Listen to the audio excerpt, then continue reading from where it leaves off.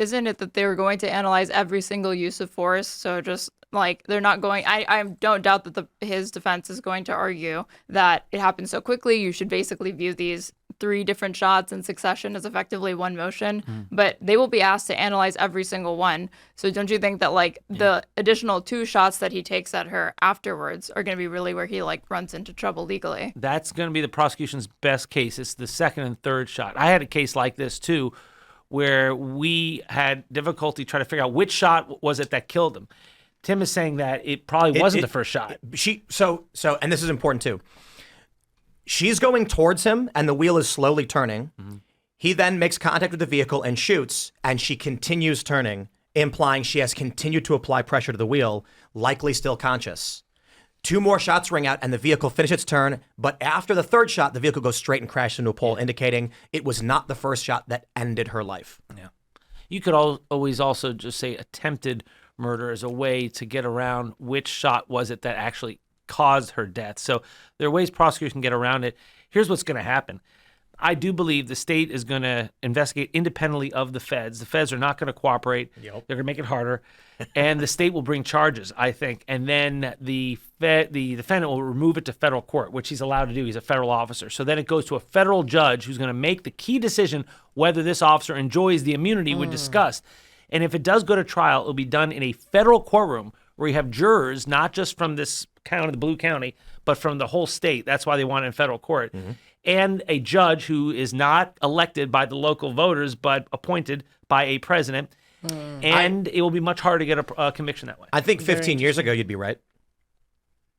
I think today what happens is, and maybe you're right, but I'm just saying there's a decent probability, if not a greater probability, that the Trump DOJ just says there's no charges to be brought. But it's still a state case, even though it's in federal court. It's still decide. a state. Yeah, the state prosecutors are the ones who do it. I get it. And Trump can't pardon.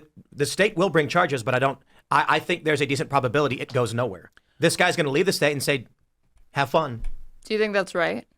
Yes, I do. Do you think all three shots are justified? I think, well, I don't know about that. I literally said he shouldn't have shot her. I think the issue is we've already seen over the past several years complete bullshit prosecutions in one direction.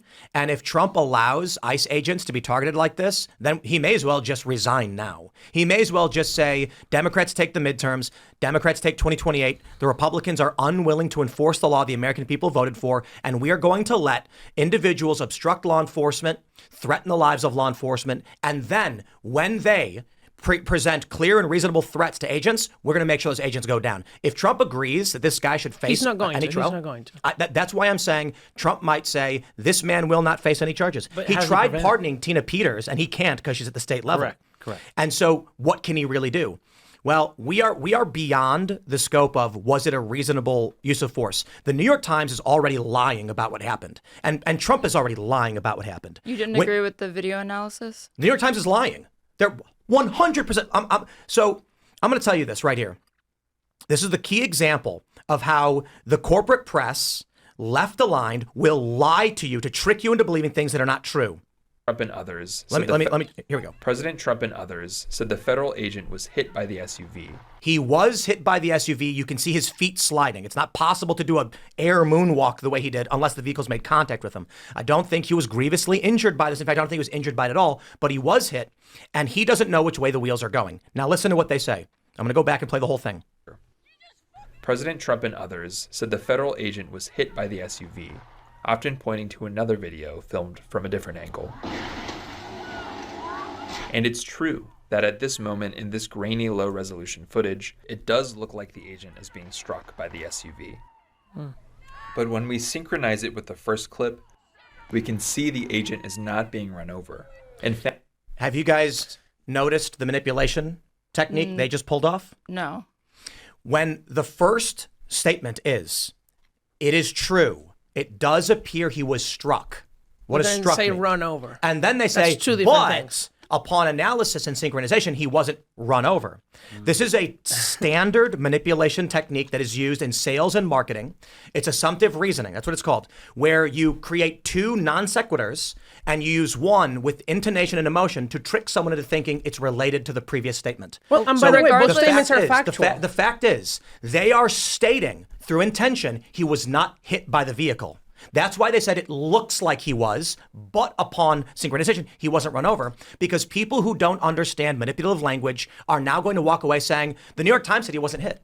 But No, they said it of, looked like he was, but that he wasn't run over. regardless of the editorialization and the what you view to be a rhetorical sleight of hand, just looking at the synchronized clips, do you believe that either of them were touched or struck by the vehicle at all? Wait, so I'm sorry, I didn't hear you. Do you believe that based on the footage that you see when they show the synchronized clips, that either officer was being touched by the vehicle whatsoever? The officer is clearly touched by the vehicle because his feet both slide backwards. And then So, I mean, let's do this. Just to make sure this is clear, not at about what point do you see it see his feet? striking him? See his feet right here? Well, also, How do his feet we will know with slide body on cam ice footage if they have unless one. he's being pushed upon by a force? Can you go back to the synchronized clip and see where they line up the same moment? Let's jump forward here. When we synchronize it with the first clip, we can see the agent is not being run over. He's not being run over, but what did they say? It's true he does appear to be struck. The New York Times said that. I'm going to quote the New York Times. It's true it does appear the officer was struck by the vehicle. End of quote. So the vehicle touches him, and you think Touches. Come on. Should I play the touches, other? Let's play this one touches again. his body. Do you think what follows from that, and this is my understanding, is that he wasn't in compliance even with ICE protocol or training? How would shooting at her stop the vehicle? How is he not in How would compliance? shooting at her stop because they're not trained to step in front of vehicles, and they're also not trained to shoot at somebody in a vehicle, because that's not actually going to prevent So, anyone from being harmed. let's do this. Or self or Is the officer in front of the vehicle right now? No. Okay. As the vehicle reverses, angling the SUV to the right, is he now in front of the vehicle? No. You don't, Which this officer? cop right here is not in front of the vehicle? Oh, that cop? Yeah, I guess. Yeah. That's the guy who the one shot. who shot. So the SUV reverses and angles the vehicle to the right as the officer is walking to his right. That's why the liberals are saying he should not have been in front of the vehicle. No, well, I not don't just the think he can liberals. Like ICE and DHS officials are saying that that's not. No. That's not where ICE he and should have been DHS said positioned. the vehicle attempted to ram him, and conservatives are saying the vehicle backed up to aim at him, and liberals are saying no, he walked in front of the vehicle. The fact is both things happened. The SUV is reversing, aligning the head of the car to the right where he was, and as he makes a step to the right. There's no fault on either party, in my opinion, because, well, to be fair, I think she was trying to escape. So there's fault in that regard. But by the way, that doesn't mean it's not true that he thought his life was at risk. Both things can be true at the same time. What I find really lamentable... real quick, sorry, Yeah, just to clarify this point, it does not appear the officer's intention was to place himself out of compliance with DHS. While he was walking, the vehicle reversed and aimed at him. That's a split second. That's an accident. Now, she was attempting to evade a felony arrest. That puts her at fault. Okay, let me ask you this. She was alleged to have done that. She's innocent until proven guilty. Well, right. If the officers believe there's probable cause for obstruction. I mean, she was escaping arrest. That's a fact. Right. I mean, look, even if you're being detained, that's why you're told by the ACL you should ask, comply, right? Am I being detained? Right. So let me ask you this question. If you are committing a felony and attempt to escape and in the process kill an officer, what crime will you be charged with? Oh, you'll go down for felony murder then. What if you're attempting to evade a felony and you commit assault but not battery? Is that an assault on an officer? Yeah, if you're committing, if a death happens in the course of a felony, that's felony murder. That's what, by the way, the officer would be charged with if he's charged with murder, because the felony could be the assault, aggravated assault, where you point the gun, and then the death would be part of the murder. So that's how they got also Chauvin, a second-degree murder for the same reason. In Minnesota, that's the guy of George Floyd. So somebody just ask if you're attempting to evade police, and in the process, through any means, even if you're just running, say you're running towards an officer, could that be construed as an assault? So let's say this: a cop walks up to you and says, "Freeze! You're under arrest." You run for it, and as you turn and run full speed, there's another cop standing, and he puts his hands up as you're about to slam into him. Oh well, is that an assault? Yeah, well, if you're threatening to attack an officer, No, I'm saying you're not threatening. In the process of turning to run, there's a cop standing in front of you, and you're about to slam into his body. Like, my point is accidental creation of a threat and bodily harm still an assault? I don't know that answer. I don't. It depends on the facts of the case and what the law is of the state. But I do know that the DOJ has a specific policy that covers something like this, and this is my issue. And if I could read the Yeah, policy, it says that firearms may not be discharged at a moving vehicle unless, number one, a person in the vehicle is threatening the officer or another person with deadly force by means other than the vehicle. So that wouldn't apply here, right? Because didn't have a gun. Or number two, the vehicle is operated in a manner that threatens to cause death or serious physical injury. And here's the big part. And no reasonable alternative exists. So the question is, could he have just stepped out of the way? Was this the only alternative to shoot into the car? So I would argue easy slam dunk for the defense. How You so? can't, officer can't see where the tires are going. The vehicle already accelerated towards him, and he's standing on ice. And that would So be the vehicle is being operated in a manner that will kill him, and he's already taken a step to the right to try and mitigate. It's a second thing. I'll say this, like, it's easy to what do we call it? Armchair quarterback or whatever. Monday morning quarterback. Monday morning quarterback. It's easy to look at slow motion videos and just know, but he didn't walk in front of the vehicle. There's a combination of factors that placed him in front of the vehicle, including a step he took, which I would say I don't think he intended to stand in front of the vehicle. I also don't think Renee Good intended to place an officer in front of her vehicle.